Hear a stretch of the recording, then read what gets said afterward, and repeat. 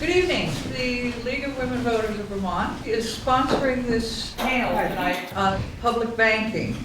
There are movements to support public banks in about 25 states right now.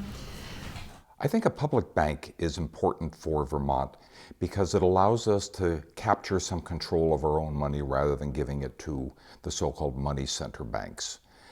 I think it is a mechanism whereby Vermont can have more freedom for controlling its future economically than it does by working through the traditional banks. It gives us a chance to invest in ourselves rather than investing in Wall Street. The attention to our environmental problems, our social problems, are not reflected in the private banking industry because by law they have one goal only, and that is to maximize their bottom line profit for their shareholders.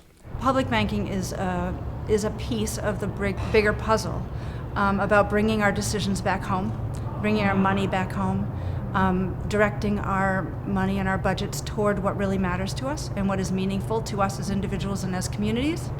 I have worked for 30 years in the renewable industry and do projects that need to be financed with millions and millions of dollars to build, and so I'm aware of the gaps in the private sector financing. When we talk about a state bank, I think what we're talking about is the solution, the way in which we can begin to fill some of those gaps, needs that go unmet because we don't have the ability necessarily to make all those local investments.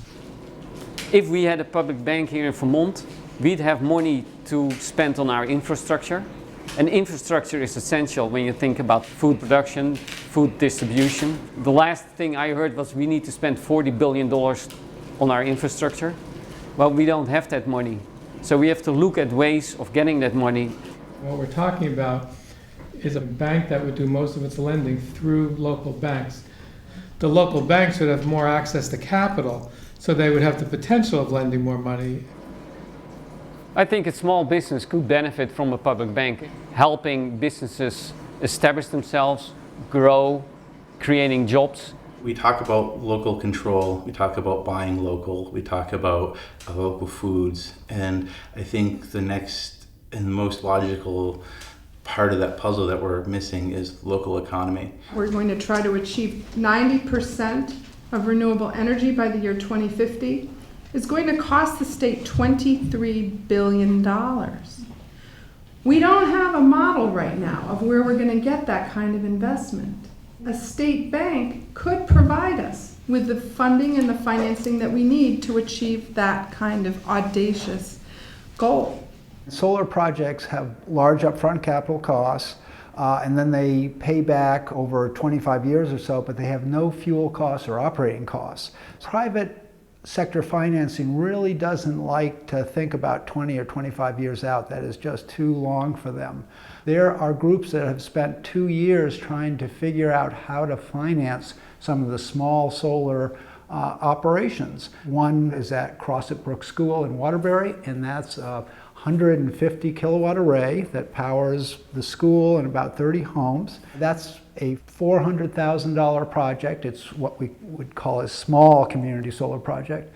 That's where public leadership can really help. Nobody's saying that we're not going to fund our schools because we're going to put all our money into a state bank and we're going to lend it all out to low-income people and weatherize their homes. That's not what we're talking about doing.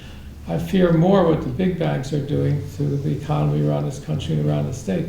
A public bank with our own money reinvested in the state could go a long way toward infrastructure and education needs, which are so pressing right now. So I see it as a very excellent first step in changing the economy.